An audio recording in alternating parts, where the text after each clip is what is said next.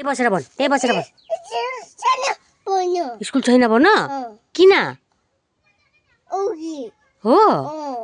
अनि स्कुल किन छैन अरे